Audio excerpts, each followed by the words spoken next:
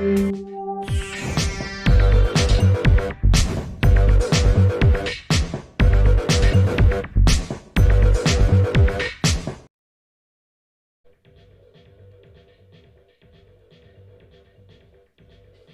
Internet. Hello, Sorry about that, hello. folks. Just a little bit of a tech thing. Robert is pushing the buttons. All of the buttons. So now I'm making a laugh. I'm just not sure why I'm getting a... Oh, wait. I think I know why I'm getting echo. I am monitoring both streams on the YouTubes and on the Facebooks. And Mr. David Jones is out there on the Facebook. Hi, David. He has a YouTube channel called Portal Woodworks. Good to have you here. There you go. Sorry about that, folks. Hey, that's all right. All good. How are you, Robert? Can you tell I'm a little bit out of it today, folks? Oh, I forgot that. And we're live. Thank you for saving my ears. Sorry about that, folks. Just had a little bit of a tech issue. I'll fess up.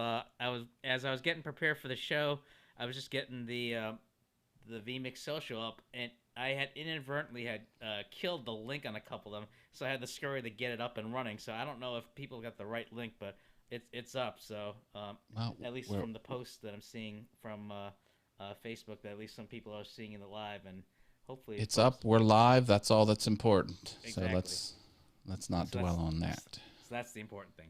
So how are you doing, Matt? Hey, I'm kicking butt and taking names. Right. For those that just tuned in, I'm Robert Lee, the executive video producer of Shalala Productions, where we create marketing videos as well as providing live streaming services focusing on the medical and education sector with specialty in pop culture. And I'm here with Matt Haas. I'm a YouTube expert. Find out more at allthingsyoutube.com. Made some cool new signs. Yes, a perfect segue. Yesterday, we had the pleasure of being a guest on a fellow marketer and a good colleague, Bob Cargill, and Matt had the pleasure to display some of the new signage there that I hadn't seen for the first time, which is pretty cool. Sorry, guys.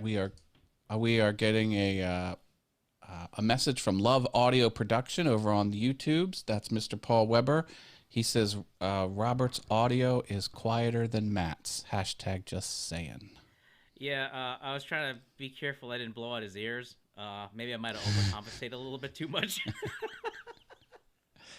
I did tick the box that says auto gain.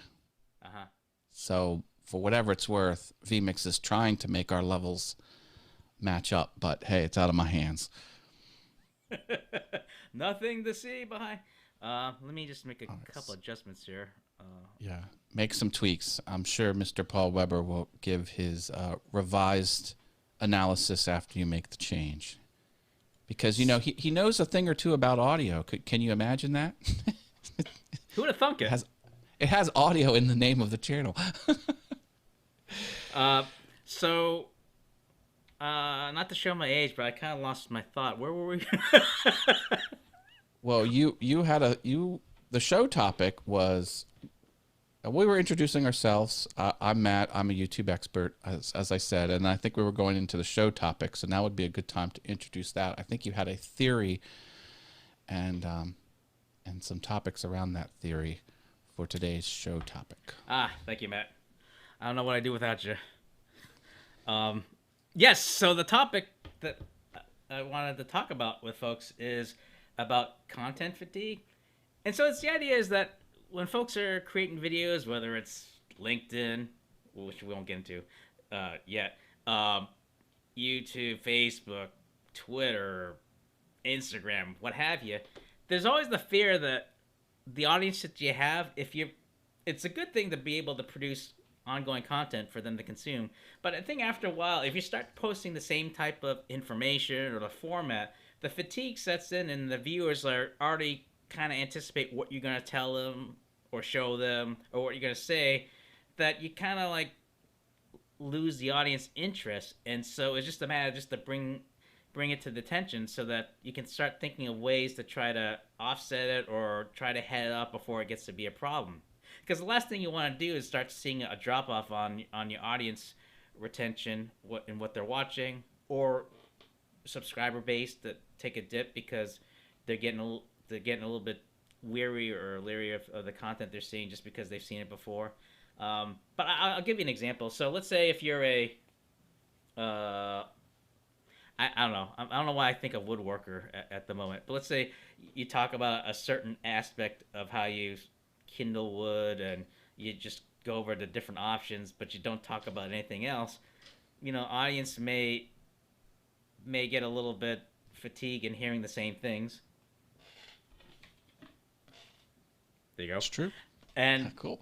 And it's a matter of just trying to at least be aware of it, so you can try to think of ways to try to offset that type of fatigue, whether it's the change up the topic. Maybe you might talk about health issues related to Kindle instead of just like a specific technique, or maybe you might change subject still related to woodworking, but in an engaging way. Or maybe you may change the format. Maybe you do a game show and you start quizzing the audience as to what they want to hear of questions that they might get stumped, or one that might be appeal.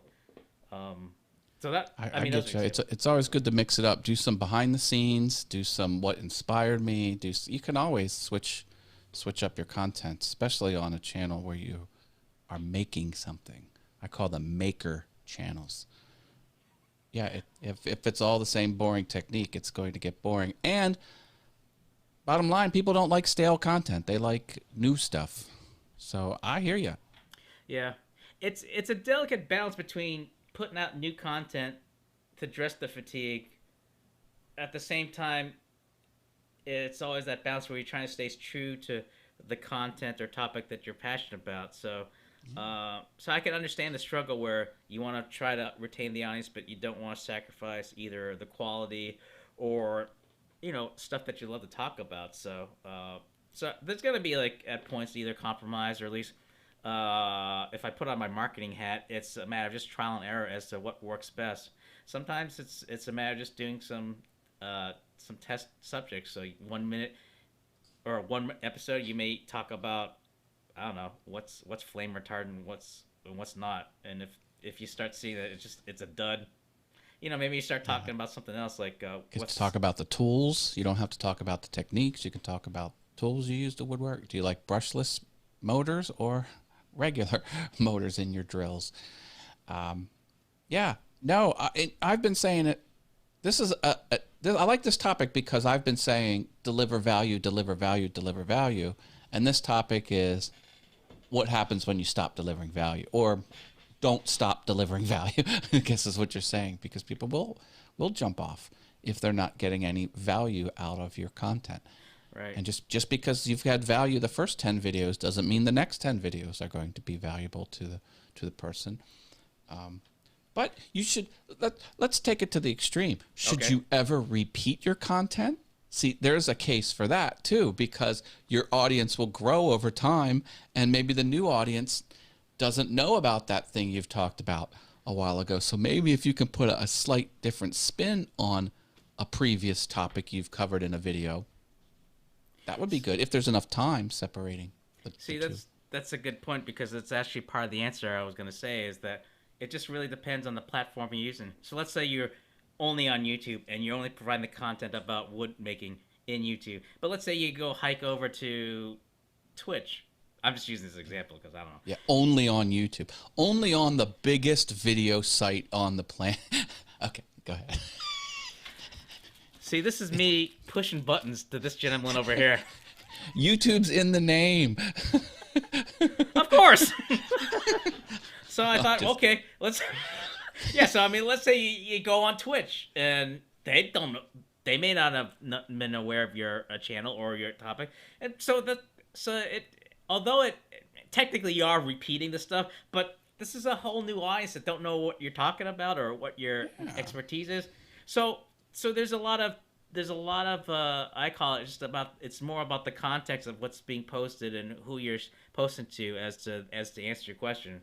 I mean, certainly if you start posting the same stuff in YouTube and just start recycling it, that you that's where you get into trouble just because it's almost like they're watching a rerun on TV where Yeah. they've heard it all before. But if you try it out in a new location, I mean, well, you get the idea. And That new platform. Yeah, yeah, new social media. it, Yeah, it's sure. it's a whole different it's a whole new ball game. It's almost like you're not quite starting over from scratch because you have the material there, but in a sense that you're developing a new audience that you're branching out on.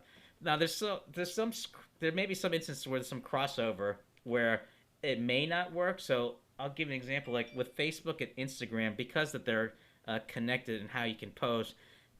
If you have the same followers that are following you on Instagram and Facebook, you might want to like slightly tweak it up a little bit, like to Matt's point. Maybe you might try provide a short abridged version, or maybe you change the format where, in some formats, you want to lead off with your thought piece to go right into it instead of like dilly dallying around and well, I gotta watch my language. Where you kind of Yeah. wait to the middle of the portion of the video to start. So little things like that, like changing the order or doing a short, long abridge of it, or maybe even like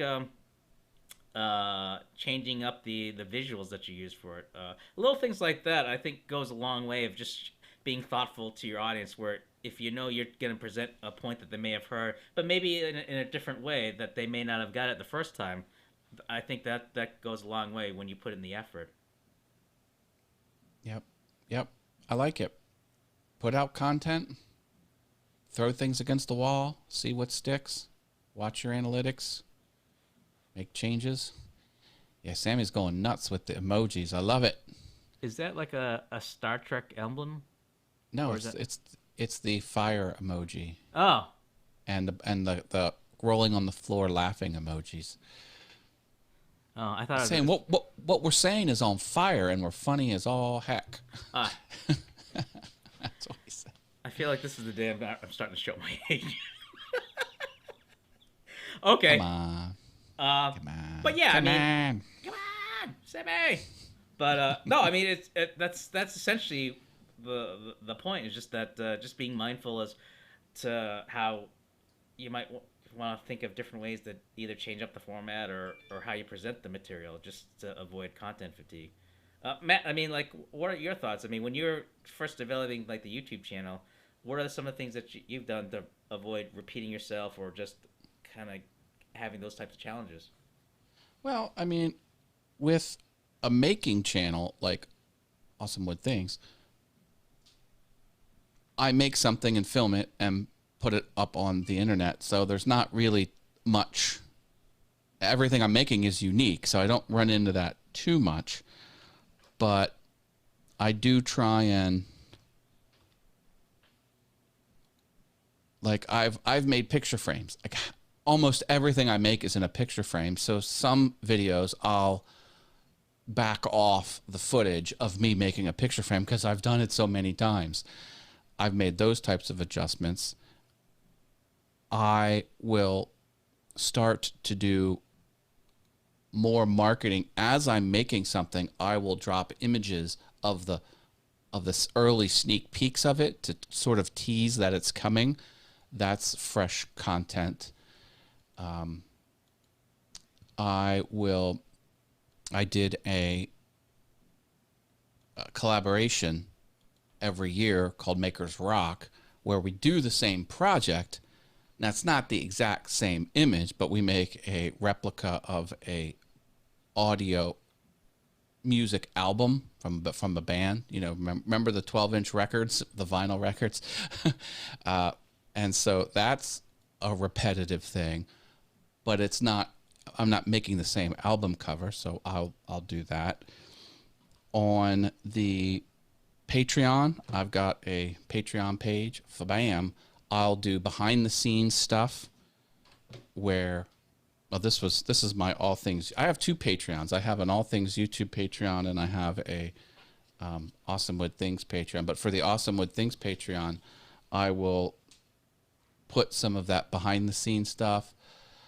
One YouTuber publishes videos publicly, and for Patreon, he will do a voiceover with the same video. So it's the same video, two different files. One's public, and those that pay the monthly Patreon donation, they get a narrated version of what this maker's doing. He makes stuff, and he'll say, I'm doing this now, and I was going to do it this way, but I thought that, he'll add more content and more value to the video for the Patreon members. So it's more like a play-by-play type of approach when he does that, or? It's more like what was in his head while he was making it. What was he concerned about? What was he happy that went well, that he didn't think was going to go well?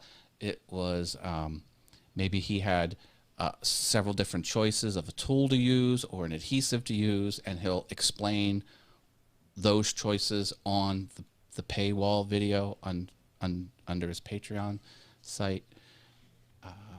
Yeah, so it's hard. I think the point that I'm trying to make, and I think the point you're trying to make, is it's hard to come up with content if you can take that same content idea and get lots of little things out of it. Do it. That's easier. It's easier to, make smaller pieces of content from something larger than it is to fresh idea. So I would, I know that like our good colleague John Kovaleski, he gave the recommendation where he'll take a look at some of the comments of some of like earlier streams as an inspiration of new ideas for future episodes, because at least it goes to the point of just listening to what the audience are thinking or what's on their mind to be able to generate a content about that, which I forgot about that, just for the fact that it's a good source to know, like, well, one, get a pulse of what people are thinking or what's on their minds, and two, just being able to come up with something that really speaks to what they're thinking. And in a way, the hope is that it just gives a lot more of that in terms of going into the next program, because I think content fatigue kind of goes hand in hand with creativity fatigue. And so because sometimes I kind of notice that, not in our videos, but I mean in other types of similar formats, sometimes, like, if I see the presenter has a little bit off on their fastball, they're just kind of like throwing like 80-85 instead of throwing gas. You can tell that that they're it's almost like they know that they're saying the same stuff over and over again, but they're just kind of going through the motions. So just looking at what the folks are saying in the comments that may feel as a future topic, maybe something that just kind of like give that necessary jolt to go on the next one. So I'll put out a warning, is that if you as the host, if you as the content creator, if you're dialing it in and you think that no one can tell, you're wrong. People are savvy. People will know when you're not having fun. People will know when your heart's not in it. People will know if you're just grinding it out. It shows. People are very perceptive of those types of things. Believe me, a lot more than a lot of people think. Which cracks me up, because you can tell when people are trying to hide it and thinking they can get away with it, but like, they'll call you on it as soon as you try to hide it. I see it happen when people start getting some traction. They'll get sponsors, and then they're all in the sponsor grind, which you've got to turn your video over to them. They sit on it for 3 days. They give you comments. It's a back and forth. You just want to publish the video, and they're holding it up. They're wanting corrections, and it can really start grinding on you. And I've seen some people say, I'm starting a second channel. There's going to be no sponsors over there. I can do whatever I want. And they almost kind of have the spark about their second channel that's free of advertisers. And like, that's what got you into them in the first place. Right. So I've seen it happen a lot, because there's a lot of rising stars in the woodworking community, because some people can do some pretty crazy things that are unique, and they'll take off. or they're really good at one particular thing, and they'll take off, and then it's a job. And then it shows. It shows. I never want to lose that spark. That's why I don't never want to say never. I don't often take commissions from my woodworking because I don't want it to feel like a job. I want it to feel fun. And I do woodworking because I enjoy it, and I want to share what I made with the world on my channel. If someone says I need a bench, or I need a stool, or I'm like, is it pop culture? Is it geek? Is it 80s video games? No. Oh, it's just a stool. No thanks. Oh, well, can't you do it? I'm like, oh, I can do it. I don't want to do it. Politely. Enjoy Jax is here. Hi, Jax. She got her computer up and running. Did you see? Yeah. She's rocking her brand new computer. Let's build a video game box. Oh, I've spec'd that out, Jax. I have a whole cabinet. I wanted to build a whole video game cabinet and put the MAME emulators, the machine emulators, so you can play like 2,000 coin-op arcade games on it. But it's an undertaking. I mean, that's a big piece of furniture, basically, with a lot of components and a lot of electronics, because you want to put the light bar in it, and you want to power your computer, and then you want to put fans in it. It's not cheap to build one of those. Well, it always fascinates me whenever I see one of the wood finishing ones. Like the big thing I remember is like I think it was Centipede. You know, the one with the ball track. Oh yeah. And you had like and I've seen like the ones like the wood finish where like it's I don't know if it's like a glass or something like that, and it's like a wood panel, and it's like, you know, being a younger lad, you're kind of like, oh wow. But then when you get older, and when they open up the hood and you look at it, I'm like, oh man, it's just all a bunch of wires and stuff like that. I bet my brother could make that. So it's like, but at the same time, I mean, it's still, I mean, it's just impressive, just the amount of work that goes into it. But I don't know, it just seems like the perception was when you're little to when you're grown as an adult mentally, I guess. Yeah. It loses some of the mystique, but still, I mean, it's still fascinating just to see how it's all kind of. I love the coin-op. A lot of what you see here is coin-op video games. You see the Pac-Man in the background, and Donkey Kong's back there too, a little bit. Donkey Kong, I love it. But and I have the X controller. I bought a 4-person game controller that you can hook into a PC, and then you can play the emulator games with real joysticks, with real buttons, the same ones. And I was going to build it into a cabinet. Is that Al Forte, Kilroy's Odessa Woodworking and Maker Shop? Hi, Al. Good to see you here. Hey, Appreciate Al, I have to tell Al something. Let me take a break from the content. This is very important information I have to tell Al. Take it away. Robert and I were interviewed on a marketing show. And at the end, when I signed off, I thought of you, and I gave the Vulcan salute. That's 100% Al Forte right there from Kilroy's Odessa Woodworking and Maker Shop. I totally forgot that because I was wondering, like, why we're all doing this. I'm like, all right. So. Oh, yeah, you did it. And then we went from that to doing, like, you know, the Queen's Wave and stuff like that and jazz hands. But at that point. Hello! Hello, I'm the Queen of England. Yeah. Yep. Hey, Ufedo's over there on the Facebooks. Hi, Ufedo. She says, hi, guys, with the wave. Hello. Oh, found it. Excellent. Yep. So, content fatigue. Change it up. And, you know, don't labor over one idea after the other. Use one idea and make lots of pieces of content from it. It's like the idea of like taking a sandwich and then cutting up into little small pieces where it still has the same taste, but you just kind of like parsing it out. I lost the analogy. Yeah, I mean, sure. Whatever. Oh, thanks, Kilroy. Appreciate it. Yeah. So now Al has a different approach to content. His slogan is just for fun.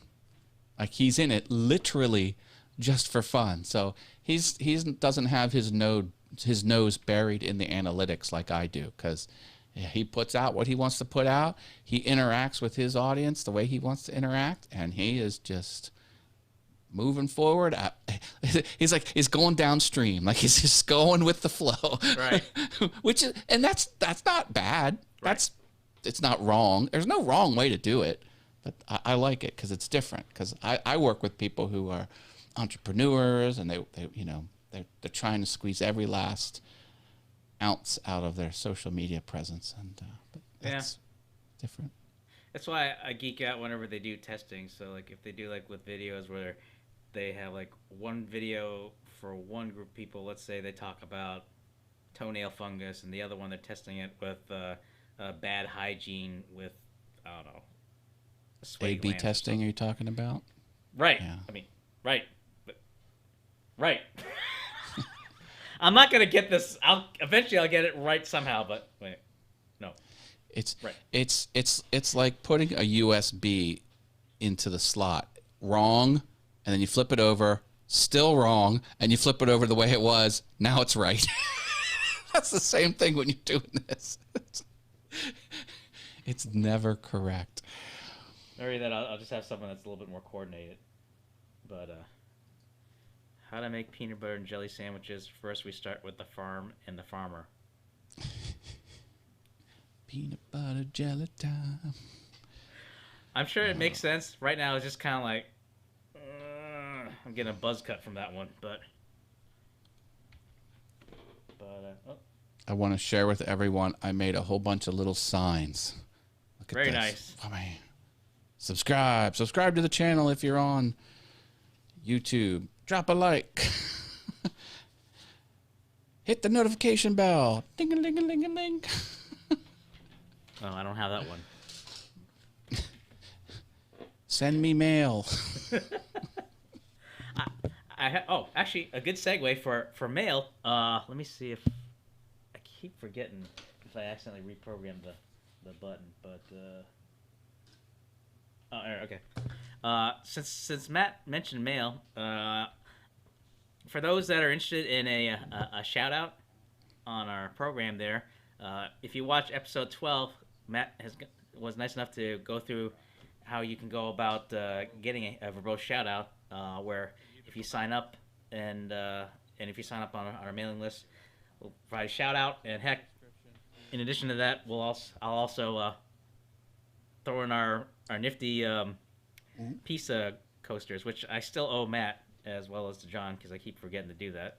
I'm working on that, guys. So if those are interested in getting a bro shout out, I'll also make sure you guys get a coaster. Just let me know when you sign up as to where I can send it, and it's yours. So I love the signs. How long did it take for you to come up with the graphics for that? It's probably about 2.5 hours. What I'll do is I will compose the graphic in Illustrator and print it out, and then use marker over top of it. Okay.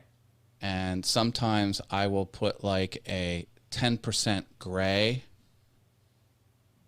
Okay. And then just go over the marker in red wherever there was 10% gray, so I can recreate the letter forms. Cool.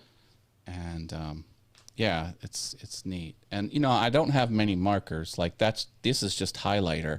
Okay. So I had to do like hashing to kind of make the two different pinks separate.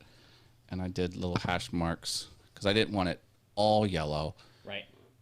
You know, it's just fun. I like having fun with it. I have a couple Sharpies and a couple highlighters like these, and I just have fun with it. I mean, I have the camera which does the instantaneous autofocus, so it's kind of like a thing. Like, look how fast most autofocus, it'll take 2 or 3 seconds, but mine's instantaneous.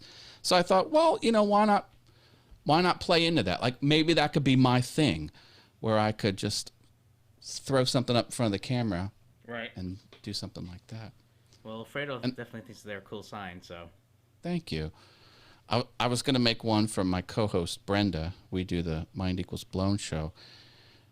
She kind of goes a little overboard on the share, telling people to share, because she does YouTube her own way, and you can't tell her if she wants to do something her way. So she goes, share, share, share. Don't forget to share. She has a scroll on all her videos. It says share, share, share. Don't forget to share. I'm like, Brenda, like, why do you say share so many times? It's like, is this what you think happens? Someone's watching your video and they're like, oh, there's the 24th time it says to share. There's the 25th time. Oh, wait a minute. Now I'll share. No. Like if they don't share it like the first 1 or 2 times, they're not going to share it after the 25th time. So I was going to make a sign that said that I could kind of move downward, where it would say like share, and then share, and then share, and then don't forget to share. I don't know. I was thinking what Jax was just saying. Although I'd be tempted if you had like a Sunny. Well, actually, if I guess you would have to do it off camera, where you have a Sunny and Cher song going on. And her daughter, isn't her daughter named Chastity? Yeah, but I don't know any songs that has a.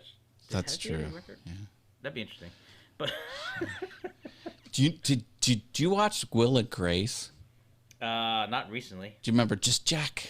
Will and Grace. Oh well, Cher was on Will and Grace one time, and Jack, he thought Cher was a Cher impersonator. Oh, okay. And Cher started singing. He's like, no, Cher doesn't sing like that. He was teaching Cher how to sound more like Cher. Cher goes like, what? Smacks him across the face. It's the funniest piece of comedy back in the days. Yeah. Hey, someone new on the YouTubes. What is it? Oracles and Beyond. Hello. Thanks for hopping on. Welcome to the show. We're talking about content and ways to make more content out of the content you have. And as usual, we're going off the rails here on Verbose Wednesdays. That's all par for the course for those that are regularly tune in. Chaz Bono, yeah. He's a cool dude. Yeah, Sonny, he was the mayor of Palm Springs there for a while. Yep. So it's almost like... let's see. At one point, he was the mayor of Palm Springs. You had Clint Eastwood, the mayor of. Oh my God, I can't remember. Then you had the governor. Well, Jesse Ventura was a elected official. I forget. Was it Minnesota? Yeah. Yeah, Minnesota. Yeah. Oh, we have a question from Ufedo. What camera are you using, Matt? I'm using the standard. I'm using the A6100, the Sony A6100 with the Sigma 1.4 lens, the 16 millimeter. And it's the lens. It's the lens that can quick focus and then quick bring it back. Yeah, I highly recommend it. And get yourself a good capture card. I'm using the HD60S Plus capture card, which is plug and play. You don't even think about it. There's no controls. There's nothing to install. There's no dials. Plug it in, and whatever it sees, it'll pass right through, even 60 frames a second. And if you want links to all of my hardware, you can go to allthingsyoutube.com, and there's a buying guide. Click the buying guide at this website, and you'll see HD60S Plus, you'll see the Sony A6100, you'll see the Sigma 1.4 lens. It's all there, and I love it. And recently you're a, was it affiliate with Ecamm? You mentioned. Yes, shortly? yes. I put in my application to be a affiliate for Ecamm. So if you're on a Mac and you want to do a show streaming, they'll give you the software to do a high-end production show for streaming, and it's called Ecamm. Yeah, you go to allthingsyoutube.com/Ecamm. Just put a ECAMM, 2 M's. M as in Mary. Ugh. Not to say that we're not going off the rails, but I had like an eye appointment, so every time when you put the sign up there, I feel like I'm getting deja vu looking at, is this clearer or not clearer? No! True story. What's that? Since I went to college for graphic design. Yes. I have a passion for fonts and fontography, and I was I was trained. So I know what all the letter forms look like. Even blurry, I can ascertain what they are. So I said to my optometrist, I was like, you can't show me letters anymore. You're getting a false positive because I can tell what the letters are. So now all we do is the E's that are this way, that way, this way, not the E's, but like right. the triple bars. Anyway, they look like that's because I can't. Well, it's not as bad as what happened to me, where they want me they'll have like these numbers, like probably about as close as maybe like a foot away from me, and they say try to read the lowest numbers that you can. The cocky guy I was at that point, I'm like, okay, 11, 5, 3, 4, 6. They said, and she was like a little bit confused, like, well, which row are you reading? I'm like, reading the last one. Okay, try your other eye. They were single digits, not double digits. I'm like, son of a. Well, I mean, hey. So yeah, it goes to show you, I need to get new prescription. In 2 or 3 weeks, you might see a new set of specs here. So just to give you a heads up, so you're not thinking that you're dealing with a different person. Not to say that who else would go on this Consider Warby Parker. I like those. Those are, it's mail order. It's their own company. They're not a Luxottica brand. And you pick 5 frames. They send all 5 in the mail. You try them on. They don't have your prescription in it. You say which one you like, and then you order it. And they're way less expensive. Man, I should have asked you. I should have talked to you before I went to get them. Oh, you already put the order in? Yeah, well, because like I Gotcha. just did it all at once, so I just totally forgot about how now you can get them in the mail, and totally forgot about those guys. No, I love it. I love it. And then if they need adjusted, I go to a place that just sells eyeglasses, and it's a mom and pop shop, and they adjust anything that you need there. But I like the Warby Parkers. My previous glasses were really cool. They had a mechanism that is not spring tensioned, and the mechanism won a contest in France. They had architecture students design eyeglasses. Really? And yeah, and the ones I wore forever were the winner of the contest for these in France. These French students, they designed it, and it was always tight. It would always go blink. Yeah. But it wasn't a screw. There wasn't. Anyway, I thought they were really clever. So they were it really wasn't nice. spring based. What was it then? It wasn't spring based. It had like a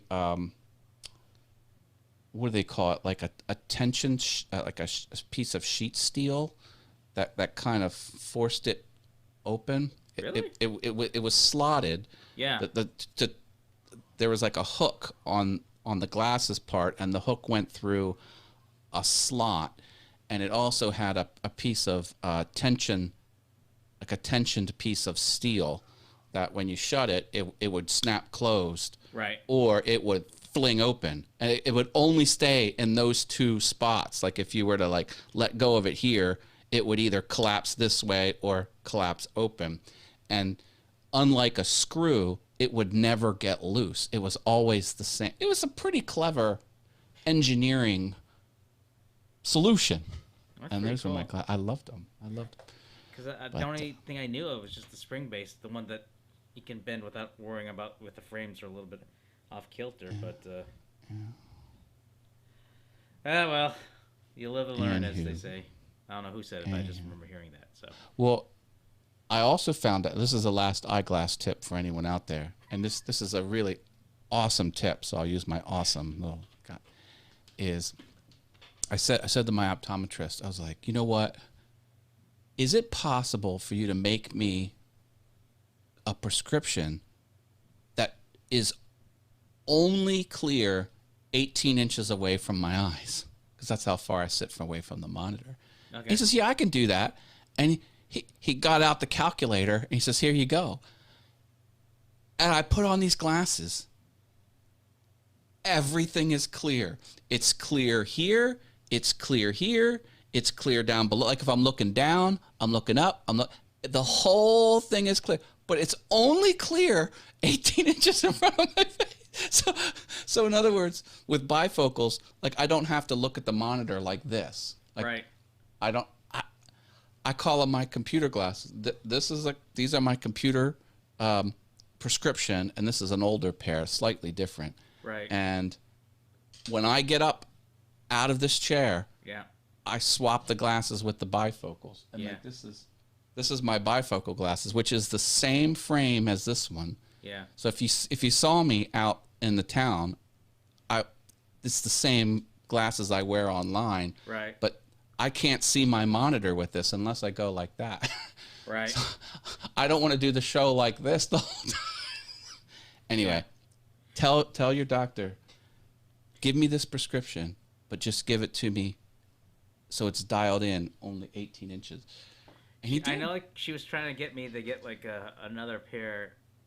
To your point, and I guess I wasn't. Well, I guess I didn't have enough on me.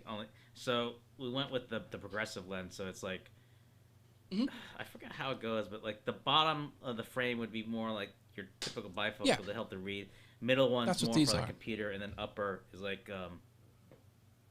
I forget what the upper was, but far away. It's for far away. Yeah, that's exactly what I call them. Bifocals. They're technically progressive lenses. Oh, okay. Because you can't see where they.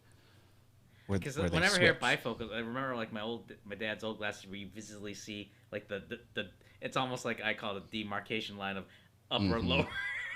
Okay, I get what you're saying. So I wear the progressive lenses out and about, and then if my sunglasses, I bought prescription sunglasses too, and they're only far away. So the sunglasses, you only see far away.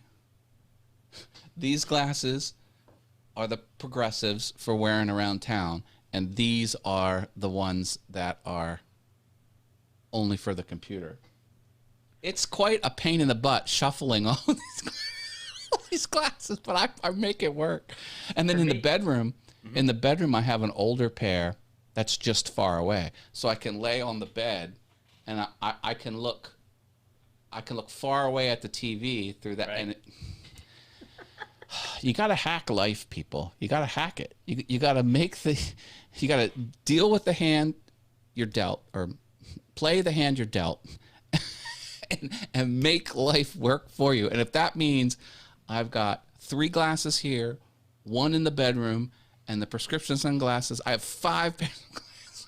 Man, I think part of me was like a little mindful that could happen. So like, before like they would get me the lens, I'll have them throw everything on it, like it's UV coated, protected, blue light blocker. Don't do the blues. No, don't do the blues, because they don't pick. It picks up on camera funky.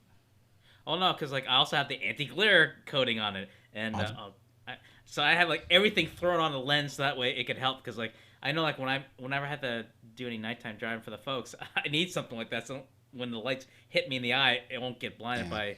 So it's like I got the anti-glare, the Blu-ray, the blue light blocker, the blue blocker. Yeah. I forget what they call it, where the glasses change tint when you're outside. Like if it gets really bright. Yes. So I got that on there, and it's just like, I mean, just like how we all invest in our gear for live streaming. I mean, the most important piece of equipment are these peepers. So I just save up and just kind of just tell them just throw everything in there. So. But I would caution people, if you're streaming or doing video content, don't do the blue blockers, because it makes everything behind the lens look more yellow or orange, because it takes the blue out. So. Which is why I got the anti-glare for both when I drive. The anti-glare is different. Anti-glare, that's fine. Get the anti-glare for sure, but don't get the blue blockers. But I meant like it's got everything in there, so that way. Yeah, no, believe me, my glasses are. If I pay less than $5,000 for a pair of glasses, I'm lucky. I really am. Both. No, I'm serious. No, I know. It's just like it adds up, but I'm like, I need them just because like we both need it for like. Well, our that's why Warby Parker can get that number down. It can get it way down. It's dirt cheap. Like if you have not progressives, you just have one just straight prescription. Yeah, okay. Glasses, and this, probably $150, all in, frame and lens, $150. Now when I get all of them when I get all of it mixed together, it's $500. Because right. I get all of the extras except the blue blocker. I don't get the blue blocker. Yeah. Every time I hear blue blocker, I forget what it was. Like if it's like some sort of commercial for vitamins or sunscreen or something like that. So I got to remember it's more related to the lens for the blue. See, I don't know why I keep calling Blu-ray blocker. I know it's like just blue blocker. But... Well, because Blu-ray is a Sony technology. Maybe. Wait, is it okay to say Sony? Because I know of your views towards Sony there. Well, with the exception of the A6100, I have no Sony products in my home. Can't make that claim here, folks. So, just because like I have one of the, I guess I can't quite. I don't know if I would say it's a prosumer or at least a programmer they use. Just it's overkill, but just use it as a webcam. But typically, it's you have a broadcast camera. You push the broadcast camera. Yeah. Hey, I did something funny video gear wise, and maybe we can use this to wrap the show up. But sure, I just thought I'd share. Did you ever? This is a question for you. Did you ever put something in your Amazon shopping cart, go to buy it, at the last moment, move off the buy button, or and say, I better check to see if I have this, and then go look to see if you had it, and you actually had it. I did that today with this odd thing in the back is a microphone stand. Okay. I wanted to buy a microphone stand with an adapter to take the big threads down to the 1/4-20, and I'm like, wait a minute, I think I have one of those downstairs. I went downstairs and I got the mic. I'm like, there's a mic. I do have another microphone stand, and I'm like, but I gotta buy that adapter. And I looked in my box of AV gear that I'm not using, and I had the adapters too. I didn't have to make the two things I already had. I just thought that was funny. I think for me it was like maybe like a week or two ago, and it was like getting an extension cord for these the new headphones here, just because I think the cord was a little bit short. So like if I were to move ahead, I might actually. So, but then I realized, wait, I think I have the cord somewhere around here, and all of a sudden I realized it was like in the next room. It's like, cancel. So, because I love it. I need to give some slack, otherwise I'd be like, I want to run the risk of accidentally clotheslining myself, which then would be a really short show. So, yeah, these are too short to put behind me. I can't thread these behind my back because I need to get an extender for that, I guess. Yeah, I mean, that's why I'm kind of constantly adjusting because the wires are kind of getting tangled up on my arm piece. So that's why you see me doing this. Or not to say I don't have ants in my pants, but this is more because I'm getting tangled up here. So, folks, that's a little bit of a behind the scenes as to why you see me a little bit of a... Not because I'm ants... Well, maybe I am antsy, but I mean, I think just more so because the wires are kind of getting tangled up here, so I guess it's TMI on the tech side, so working on it, folks. All good. So yeah, I think in terms of talking about the content about content fatigue, I think we got that covered. Other than that, I mean, was there anything that you want to share with others that you didn't get to? Like I know, like I always ask, just because I'm always curious, how's the Yes program going? I'm late on delivering my 4th lesson, so I have to put that together. But it's going good. Yeah. So people are learning. It's about video editing. It's a lot of fun. And we're more than halfway through. Psyched. Yeah. Actually, it's actually even like there's also like a brief follow-up to the early point. Just doing some interesting editing tweaks to your videos. Like lesson one was, Changes every 10 seconds.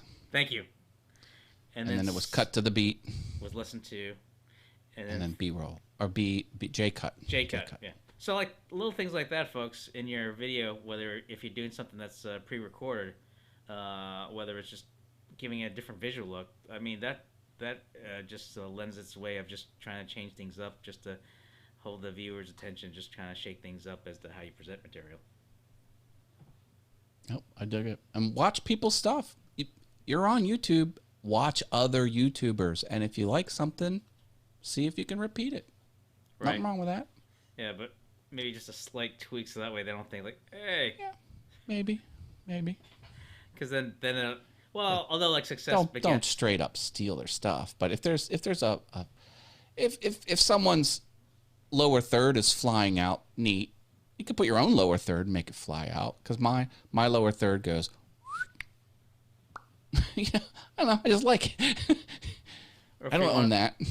Yeah, or if it's just like coming in at like if someone's just like having a little bit of a problems walking, sliding in, that's fine too.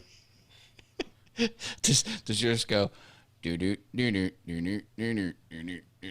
Well, actually, when I first started in video production, I was trying to like create a logo, and like how like in some of those movie titles you'd see the letters go up and down like riding a wave, like as if it's like a piano keys or.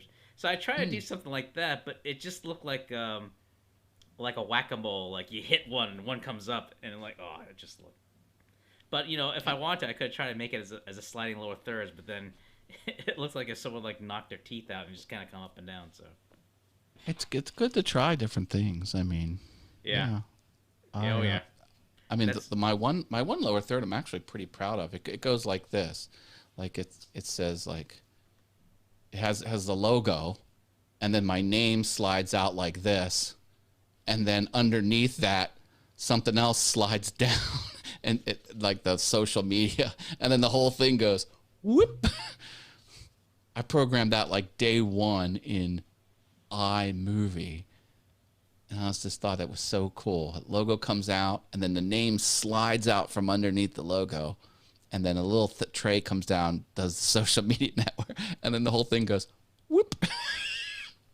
I guess it's hard to describe. Sorry for describing that. I'm a visual person, but trust me, it's cool. I don't know, like if people see it, but like at the start of the show, when our name tags fly out, and I'll just do a quick demonstration, looks something like this, and then. I go again. Oh, I gotta bring it back up. Where'd it go?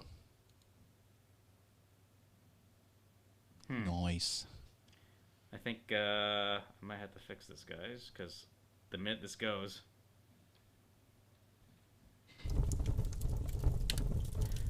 Oh, yeah. Getting hot in here.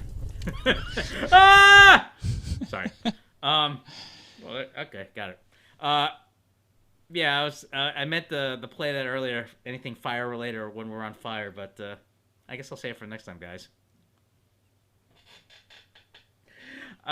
Yeah. That's all I got, folks. So, in the meantime, you've been watching for Roast Wednesday. I'm Robert. I'm Matt. And thanks for watching. Stay safe, everyone. And I almost gonna say you all come back now you're here, but that's from the Beverly Hillbillies. Yeah, close enough. I'll just say live long and prosper. All right, what he said. I gotta work on the hands, folks. But see you guys later.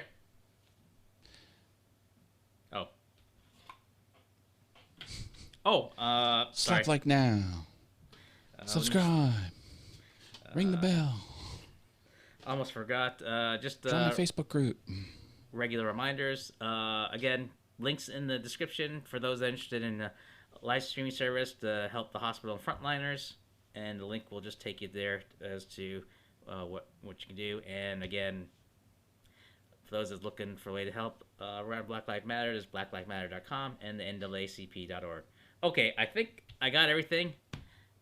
And on that note, see ya. Bye, everyone.